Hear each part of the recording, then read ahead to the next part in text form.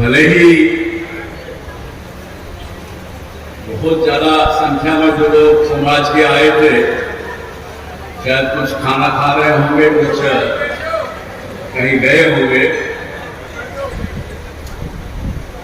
लेकिन हजारों लाखों की संख्या में आज जी न्यूज और अन्य मीडिया के साधन से सब लोग घर बैठे हुए देख रहे हैं इस कार्यक्रम।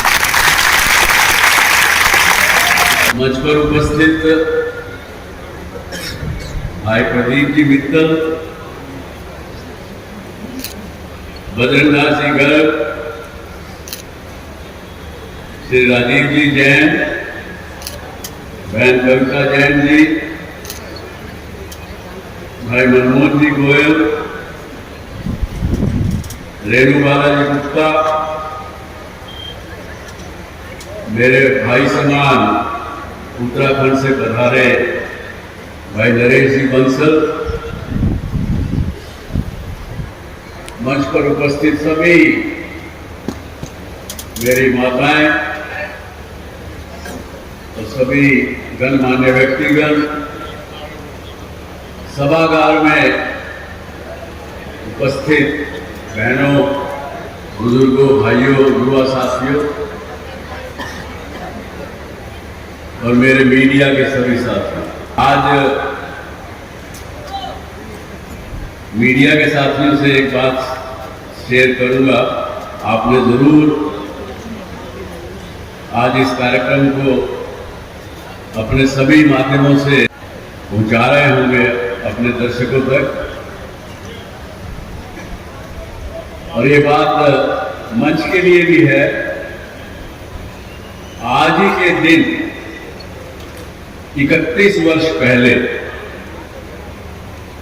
विश्व का, संसार का सबसे पहला सैटेलाइट टीवी चैनल जी टीवी का आज के दिन ही आरंभ हुआ।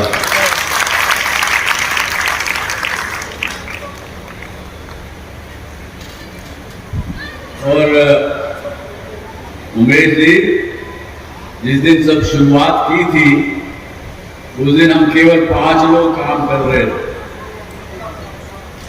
लगभग यही समय था, 8 बजे भारत के समय में, मैंने वहां हांगकांग में बैठ के बटन दबाया था।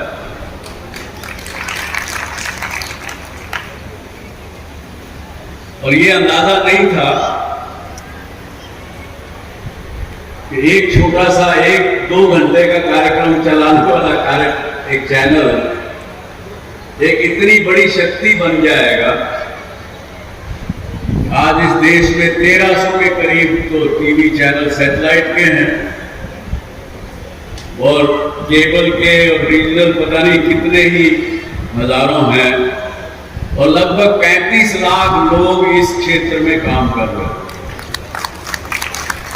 आपके इस भाई ने, जिसको आपने आज इतना आदर मान दिया, लगेगा आपको कि मैं अपनी खुद की बड़ाई कर रहा हूं, लेकिन आपके इस भाई ने इतनी बड़ी क्रांति देश के मीडिया में लाई कि 35 लाख लोगों को रोजगार भी मिला।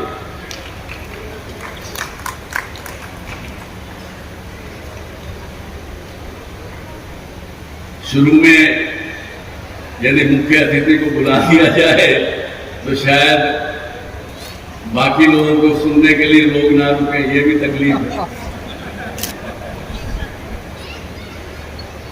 और नहीं तो बाद में मुख्य अतिथि कुछ बोले, कोई बात नहीं, थोड़े से लोग सुनेंगे, लेकिन सीरियस लोग सुने।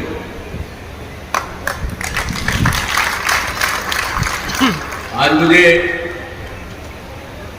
अपने समाज से बहुत कुछ कहना था, उसको थोड़ा कम करूंगा, लेकिन कहूं उससे पहले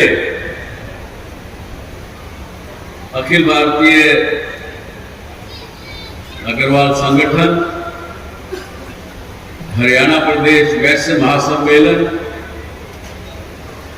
और अग्रवाल विकास ट्रस्ट, इन तीनों संस्थाओं को आज बहुत बहुत बधाई देता हूं कि इन आपने सबने मिलकर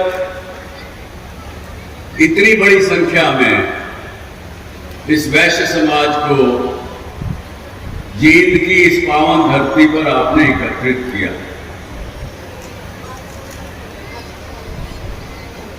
और मैं इस बात को भी जानता हूं,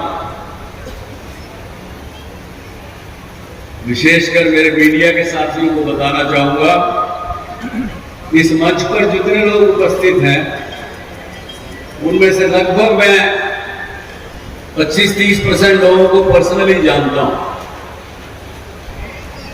इनमें से हर एक आदमी इतना कैपेबल है कि वो अपने अपने शहर में, अपने अपने क्षेत्र में 20, 30, 40 हजार लोगों की भीड़ इकट्ठी करते हैं और करने में सक्षम है। देखा है मैंने। हमारे पलवल के ओम प्रकाश जी यहां बैठे हैं, यमुनानगर के कुछ साथी बैठे हैं, रोहतक से कुछ लोग बैठे, बहुत लोग हैं। और एक साथ में हाथ जोड़कर क्षमा मांगते हुए मंच के कुछ वक्ताओं से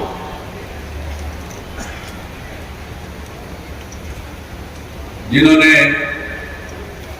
बहुत ऊंची ऊंची आवाज में कहा कि इकट्ठे हो जाओ, नहीं तो खराब हो जाएगा, नहीं तो आपको कोई पूछेगा नहीं, इत्यादि इत्यादि। मैं आपसे हाथ जोड़ के माफी मांगते हुए कहता हूं कि यह समाज इकट्ठा है, मन से, आत्मा से, तन धन से, मन से इकट्ठा है। कभी कभी भ्रमित हो जाता है। कुछ हमारे समाज के जो व्यक्ति केवल अपनी निजी किसी कारण से अपना स्वार्थ साधने लगते हैं और वो नेता के रूप में सामने आते हैं तो समाज भ्रमित होता है। ये इस चीज को हमें, वैश्य समाज एक नहीं है, इस चीज से नहीं तोड़ना चाहिए। ये एक मेरी प्रार्थना आप सबसे। और अभी हमने भारत की केंद्र सरकार से हमने 100 करोड़ रुपए की और डिमांड की है ताकि अग्रोहा के अंदर जो खेड़ है, जहां पुराना महाराजा अग्रसेन की नगरी थी, उसमें खुदाई के काम हुए, बड़े थोड़े हुए। तो हमने कहा है और प्रधानमंत्री ने इस बात की हाँ भी करी है कि वो जरूर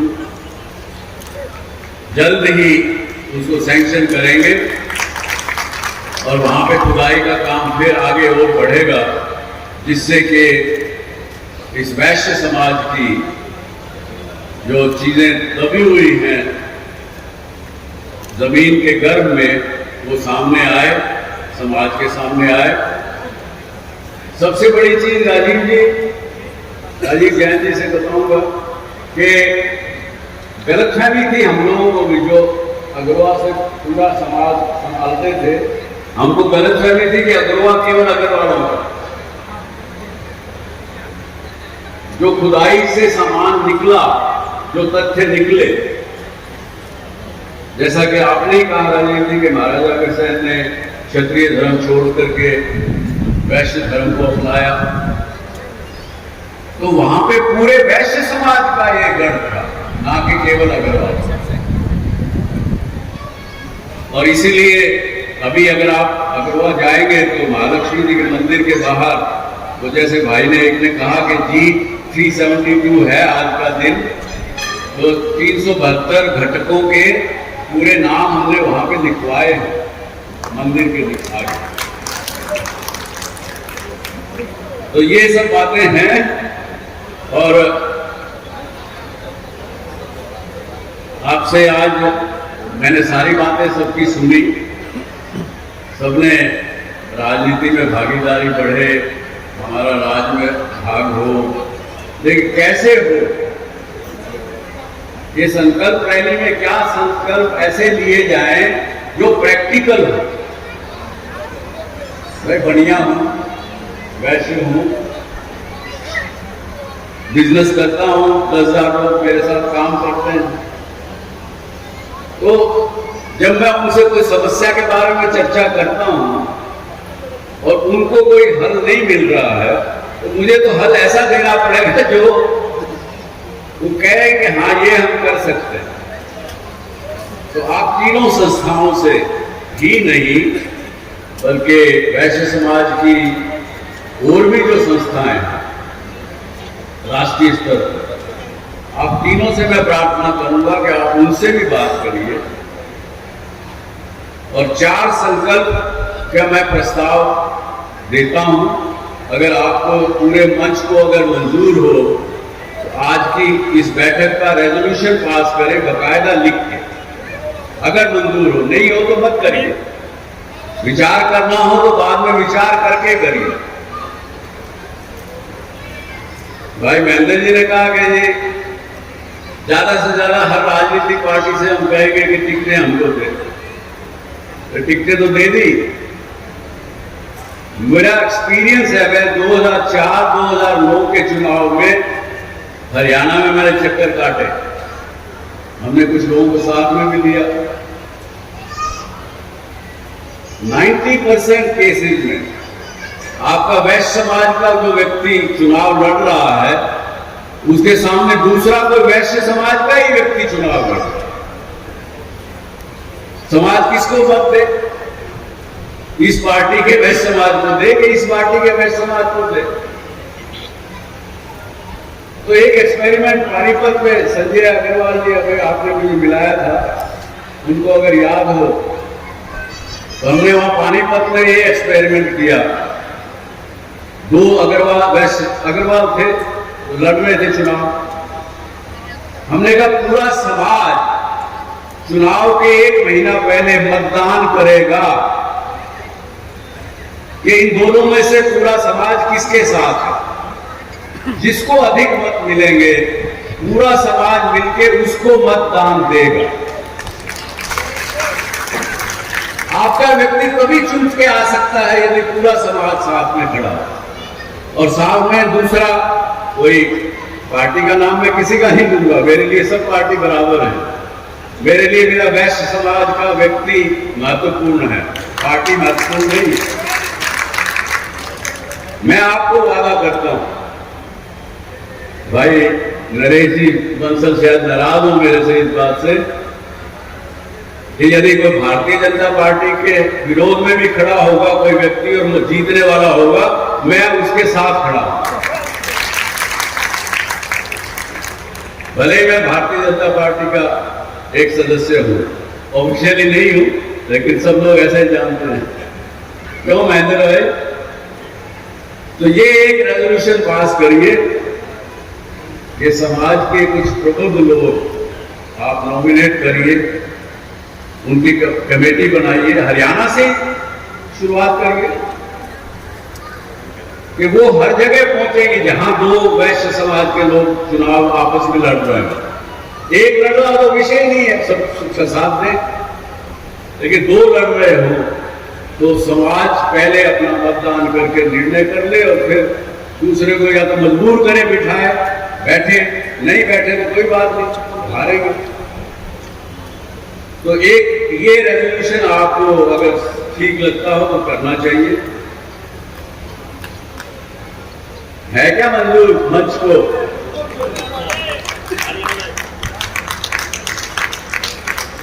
दूसरा मेरा एक सुझाव है कि भारत सरकार ने 33% रिजर्वेशन महिलाओं के लिए किया है। नारी शक्ति को एक जो बहुत पहले मिल जाना चाहिए था, शायद इस सरकार ने दिया है।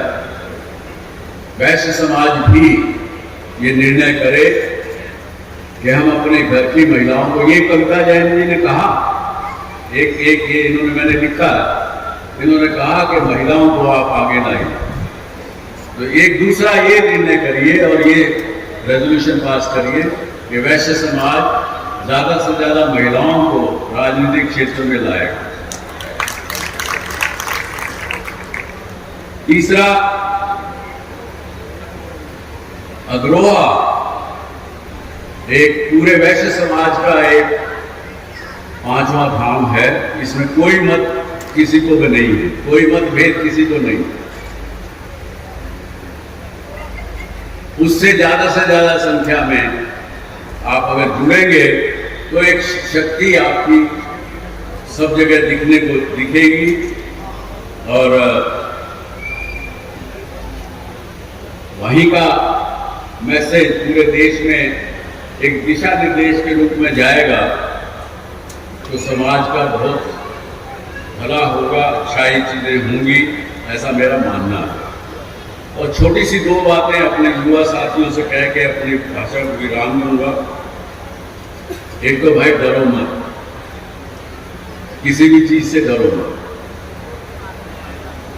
डर एक ऐसी चीज है, अगर आप किसी भी छोटी सी चीज से अभी डर आ गया आपके मन में तो मल्टीप्लाई करेगा, हर सेकंड मल्टीप्लाई करेगा, इतना बड़ा बन जाएगा।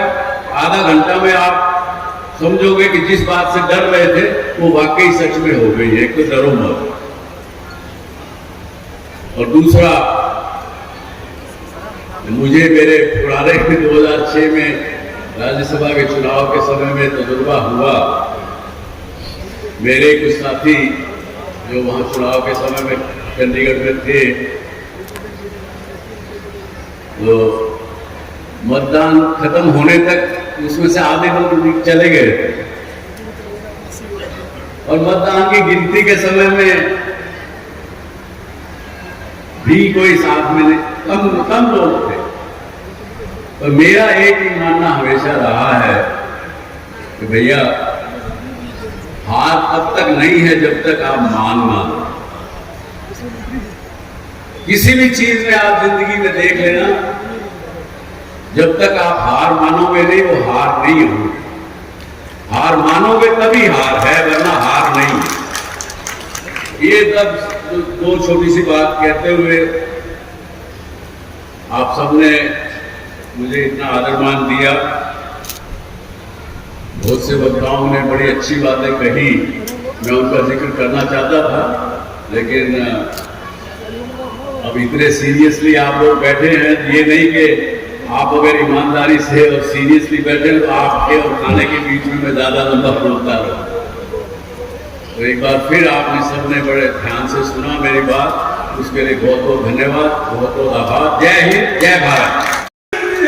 इस बात का संकल्प है, इस बात का संकल्प है हमारे दादा वैश्य समाज के साथी लोकसभा में, राज्यसभा में जाए, विधानसभा में जाकर सरकार बनाए। इस बात का संकल्प हमने चुनाव लड़ना नहीं। कोई सोचता हो कि राजेंद्र अध्यक्ष मिल रहा है, राजीव मिल रहा है, उमेश मिल रहा है, इनको चाहत चुनाव की है, हमें चुनाव की चाहत नहीं, मगर एक चाहत जरूर है। हरियाणा के अंदर सरकार में सरकार का हमारा प्रतिनिधि पूरा होना चाहिए। लोकसभा के अंदर हमारे समाज के साथी होने चाहिए, राज्यसभा के अंदर हमारे साथी होने चाहिए। ये बात लेकर हमने ये संकल्प रैली रखी है। आज की संकल्प रैली का मुख्य उद्देश्य एक ही है, भाई ज्यादा से ज्यादा राजनीति के अंदर हिस्सेदारी करेंगे वैश्य समाज की। बोला करोगे नहीं करोगे भाई, आप खड़े होगे समर्थन करो, बिल्कुल सही बात। दूसरी बात, भाई हरियाणा की धरती की बात करता हूँ, राष्ट्रीय नेता आए हुए हरियाणा की धरती के ऊपर इस मंच के माध्यम से कहना चाहता हूँ, मेरे वैश्य समाज के किसी भी व्यक्ति को या मेरे किसी व्यापारी को हरियाणा में सरकार हो चाहे कोई भी सरकारी अधिकारी हो, बदमाशी करने की कोशिश करेगा, बीच में चेपने का काम खुले तौर पर वैश्य समाज करेगा, डरने की कोई बात नहीं है। और तीसरी बात, जहां हमारे बच्चे हैं, उनके बच्चों के जो भी है उनको सरकारी नौकरी के अंदर 95% नंबर लेने के लोग, 90% नंबर लेने के लोग सरकार में नौकरी नहीं मिलती। कॉलेज के अंदर एडमिशन नहीं मिलता।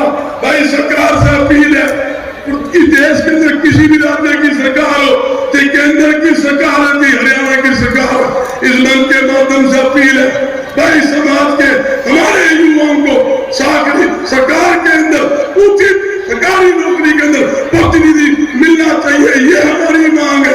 साथ ही एक बात और है, जब हमारे बच्चों के रिश्ते होते हैं, विवाह होता है, पहली बिल्ली महाराजा अग्रसेन जी की नाम की निकलनी चाहिए, ताकि हमारे युवा पीढ़ी को पता लगे हमारे उद्देश्य कौन है, हमारे आदर्श कौन है।